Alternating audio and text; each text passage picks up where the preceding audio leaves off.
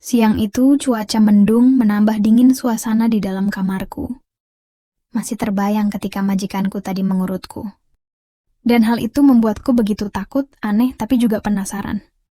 Terus terang, itu adalah pengalamanku yang pertama, di mana aku diperlakukan berbeda oleh majikanku. Seperti timbul gelenyar aneh dalam diriku yang membuatku bingung dan bertanya-tanya, apakah yang terjadi padaku? Aku lantas menuju kamar mandi untuk membersihkan diri. Tapi, betapa kagetnya aku saat memperhatikan segitiga bermudaku dalam keadaan basah. Padahal, aku tak merasa ingin buang hajat. Dan anehnya lagi, ada aroma yang aneh pada barang itu. Sebelum kulanjutkan cerita pengalaman itu, kenalkan namaku Retno. Saat itu usiaku 29 tahun. Aku anak bungsu dari 5 bersaudara yang semuanya wanita.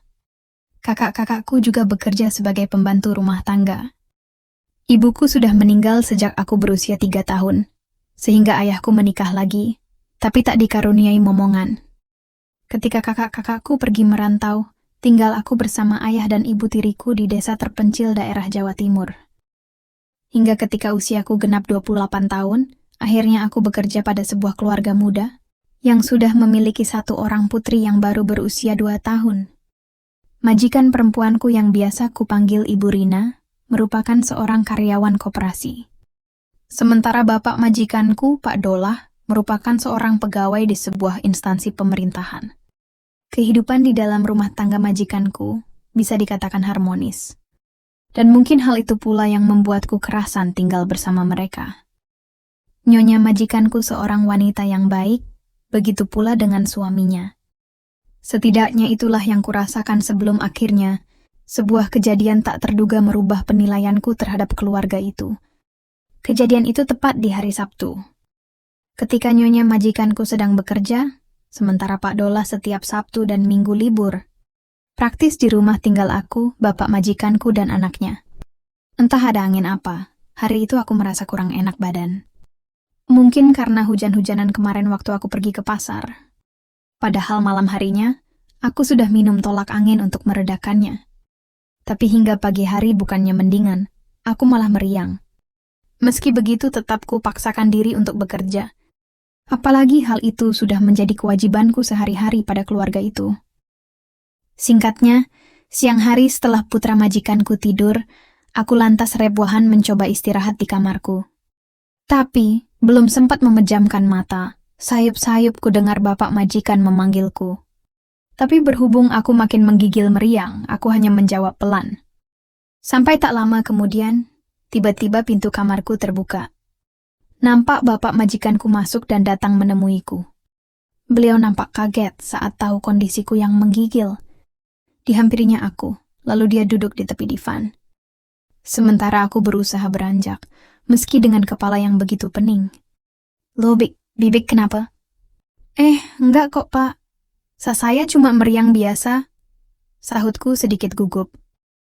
Sejenak ia memperhatikanku, dan tanpa dikira, beliau justru meletakkan tangan pada kening dan mencoba memeriksa suhuku. "Ini demam, Bi. Kok nggak bilang toh, tahu gitu libur dulu nggak usah kerja." Nggak kok, Pak. Saya nggak apa-apa. Nanti juga mendingan kok." Kataku salah tingkah karena perhatiannya.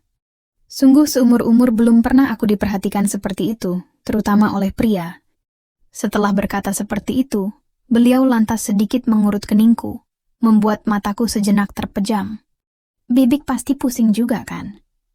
Aku hanya mengangguk, karena saking gugupnya saat itu. Tapi perlahan, hal itu cukup membuatku rileks. Pusing yang semula begitu mengganggu, berangsur membaik. "Mendingan kan, Be?" tanyanya lagi, yang kujawab dengan anggukan. "Iya, Pak, nggak begitu pusing kayak tadi." "Ya sudah, sekarang Bibi gini aja." Beliau lantas memintaku untuk rebohan menghadap lantai. Dan aku pun menuruti hal itu, karena kupikir, tak ada salahnya dan siapa tahu pusingku akan menghilang saat itu. Pak Dolah pun kembali menguriut kakiku. Saat itu aku sedikit heran, padahal yang pusing adalah kepalaku. Tapi kenapa justru tempat lain yang harus dibantu? Meski begitu, aku tak ingin berprasangka apapun. Aku percaya beliau benar-benar ingin mengurangi pusing di kepalaku. Cukup lama ia membantu tempat itu, hingga lambat laun, aku mulai merasa ada yang aneh. Terutama saat ada yang berjalan menuju segitiga bermuda itu. Jujur aku kaget, tapi entah kenapa untuk protes pun aku tak bisa. Dan anehnya lagi, aku justru membiarkan hal itu mondar-mandir tak tentu arah tujuannya. Disinilah awal keanehan itu terjadi. Walaupun saat itu aku meriang dan pusing, tapi rasa itu malah hilang berganti senang sekaligus gimana gitu. Lambat laun aku pun memejamkan mata dan tanpa sadar berceramah sebisaku. Kuakui, itu adalah kali pertama aku mendapat perlakuan mulia tersebut. Di usiaku yang hampir kepala 3, aku memang belum berkeluarga. Sehingga bisa dipastikan, aku tak pernah mendapat perhatian sedemikian rupa, terutama dari seorang pria. Sampai kira-kira setengah jam berlalu, barulah bapak majikanku menyudahi bantuan baik itu. Beliau lantas keluar kamar, lalu kembali menemuiku dengan membawa obat meriang untukku. Sungguh aku terharu dengan sikapnya. Bahkan aku sempat berpikir, betapa beruntungnya nyonya majikanku mendapat suami sebaik Pak Dolah itu. Setelah Pak Dolah pergi, untuk sejenak aku terdiam melamunkan kejadian tadi. Dan sebelum aku lanjut istirahat, kuputuskan ke kamar mandi untuk membuang hajatku. Seperti yang telah aku ceritakan tadi, segitiga bermuda itu rupanya sudah basuah sebelum aku buang hajat. Saat itu aku belum paham jika hal itu adalah akibat dari bantuan baik bapak majikanku. Singkat kata, sore harinya gerimis turun ketika aku tidur. Siang tadi, ibu majikan dan anaknya berpamitan padaku untuk pergi ke rumah orang tuanya. Keduanya juga mengatakan akan bermalam di sana karena ada hajatan. Sementara bapak majikanku tak bisa ikut, lantaran esok harinya ada acara di kompleks. Setelah istirahat tadi, meriangku berangsur membaik. Entah karena bantuan Pak Dolah tadi, atau pengaruh obat demam itu. Aku tak begitu peduli, yang penting aku sudah pulih dan bisa bekerja kembali. Setelah merapikan kamar, aku bergegas pergi mandi karena hari hampir gelap. Selesai mandi dan berdandan rapi, terdengar suara bapak majikanku dari ruang TV memanggilku. "Gimana, Bik? Udah mendingan?" tanya Pak Dolah ketika aku sudah ada di hadapannya. Alhamdulillah, Pak. Mendingan." "Syukurlah, Bik. Ya sudah, kalau gitu buatin Bapak kopi ya." Aku mengangguk dan bergegas ke dapur membuat kopi, lalu kembali dengan meletakkannya di depan meja TV. "Silahkan kopinya, Pak." Setelah berkata seperti itu, aku kembali ke dapur menyiapkan makan malam untuk majikanku itu.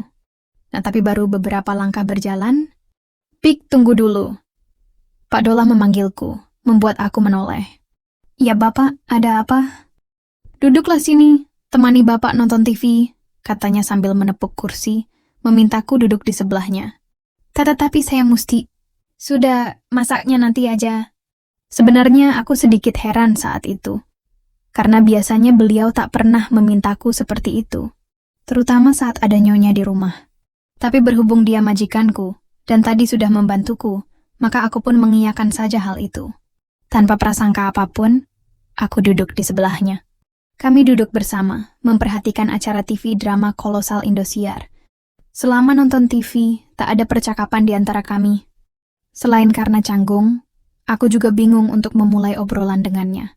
Hingga beberapa menit kemudian, di saat aku fokus memperhatikan TV, aku kaget karena tiba-tiba Pak Dolah kembali menguyut pundakku. Jujur aku merasa sedikit risih, dan ingin segera pergi dari tempat itu.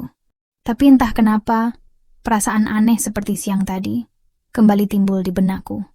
Terutama ketika telapak Pak Dolah mulai hijrah dari satu bidang ke bidang anugerah yang kuasa itu. Spontan aku merem, dan baru tersadar jika wajah Pak Dolah sudah ada di sisiku. Hembusan angin itu membuatku mewinding. Otakku seakan buntu tak dapat berpikir jernih. "Bibik bisa bantu masalah saya kan?" Sontak aku kaget bercampur heran. "Mama, masalah apa, Pak?" Tanyaku berpura-pura tak tahu, walaupun sebenarnya aku paham kemana arah ucapannya itu. "Ya, masalah itulah," katanya sambil lebih mendalami perannya saat itu. Aku tak menjawab. Jantungku deg-degan antara ragu dan takut. Tapi saya bimbing kok, Bi," timpalnya padaku.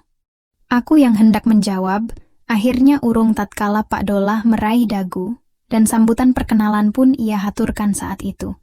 Hari sudah berganti malam, gerimis pun berubah menjadi hujan. Tapi anehnya, bukan hawa dingin yang kurasakan, melainkan hawa panas yang hadir begitu saja. Aku hanyut akan nirwana. Bahkan aku tak tahu sejak kapan hilangnya segitiga Bermuda serta kabinet negara lainnya. Dan ya, malam itu menjadi malam yang paling beda untukku. Kemurnian mutiara itu pun kuberikan dengan ikhlas dan ridha pada majikanku. Pak Dolah yang memang sudah pro, mampu membawaku seolah terbang bak pesawat Boeing 77. Kendati demikian, aku tak pernah menyesali hal itu. Bahkan kalau boleh jujur, aku tak ingin buru-buru mengakhiri kebaikan mulia itu. Tapi sayangnya, sebelum aku sampai pada tujuan baikku, Pak Dolah tiba lebih dulu dengan raut wajah sedikit malu. Maaf ya, Bi. Saya parkir duluan. Karena tak ingin tersinggung, aku berusaha tersenyum dan berpura-pura lugu. Iya, nggak apa-apa kok, Pak. Aku bisa memakluminya. Dan mungkin waktu yang singkat itu sudah cukup membuatnya sesenangan. Aku juga berpikir, mungkin di lain waktu, ia bisa memperbaiki kekeliruannya itu. Setelahnya aku lantas beranjak hendak pergi. Tapi, mendadak Pak Dolah kembali menarik tanganku. Ia lantas membawaku menuju tempat di mana ia biasa mengadakan rapat paripurna dengan istrinya itu. Loh, Pak, apa Bapak ada masalah lagi? Hehehe, iya, Bik, jawabnya sambil tersenyum.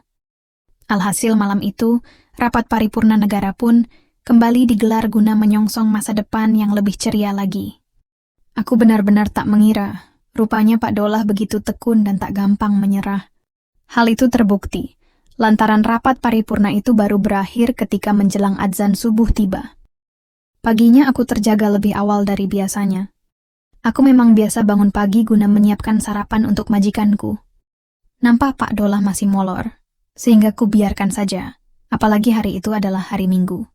Sambil memotong sayuran, tanpa sadar aku senyum-senyum sendiri mengingat kejadian baik semalam. Sungguh aneh, tapi juga ada sesenangan jika mengingatnya. Dan singkatnya, setelah menyelesaikan masakanku, aku lanjut bikin kopi lalu ku antar ke kamar majikanku. Rupanya Pak Dolah masih molor. Karena tak ingin mengganggu majikanku, maka ku letakkan kopi itu di meja samping divannya. Tapi sayangnya, pada saat aku hendak meletakkan kopi itu, tak sengaja kakiku menabrak meja. Spontan Pak Dolah terjaga. Kupikir beliau akan marah karena sudah mengganggu waktu tidurnya. Tapi rupanya tidak. Ia tersenyum dan justru tiba-tiba saja beranjak lalu menarikku. Ih, Bapak, ini kan masih pagi toh. Aku yang paham arti senyuman itu pun mencoba mengingatkannya. Tapi bukannya menjawab, justru sebuah sambutan ku terima. Tunggu Pak Mah. Dan ya, teman-teman pasti bisa menebak bagaimana akhirnya pagi itu. Ya, pagi itu Pelabuhan Ratu lagi-lagi menjadi sarapan pagi untuk bapak majikanku. Dan saat itu pula, mau tak mau aku pun harus senantiasa menyambut kebaikan dan kemuliaannya itu. Singkatnya, sejak saat itu, keakrabanku dengan Pak Dolah pun berubah. Aku yang semula hanya menjadi pembantu di sana, mendadak berubah menjadi nyonya sementara untuknya. Tentunya, aku menjadi nyonya ketika ibu majikanku sedang tak ada. Biasanya dini hari Pak Dolah akan menungguku di ruang TV jika di hari biasa. Dan sudah dapat dipastikan, kami akan mengulang perjalanan kebaikan-kebaikan seperti sebelumnya. Setidaknya keakraban itu berlangsung 1 tahun lamanya. Aku memang cinta pada Pak Dolah, tapi aku sadar kedudukanku di sana menjadi apa.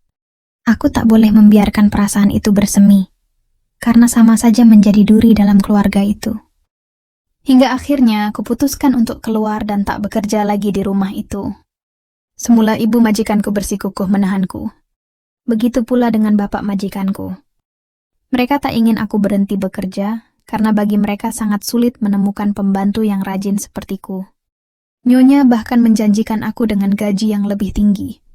Tapi tetap saja ku tolak dengan alasan ingin pulang ke kampung halamanku dan bertani di sana. Setelah perdebatan panjang antara aku nyonya, bapak majikanku, akhirnya mereka mengizinkanku pulang ke desa. Sebelum pulang, Pak Dolah mengatakan, jangan sungkan-sungkan jika membutuhkan pekerjaan lagi nantinya. Bahkan, sebelum pulang beliau memberiku uang 7 kali lipat dari gajiku, sebagai bekal dan tanda terima kasihnya padaku. Tentunya, uang yang diberikan itu tanpa sepengetahuan nyonya majikanku. Sebenarnya berat hatiku meninggalkan keluarga tersebut, terutama dengan Pak Dolah. Tapi keputusanku sudah bulat. Aku hanya berharap suatu saat nanti bisa mendapatkan jodoh yang juga perhatian seperti bapak majikanku.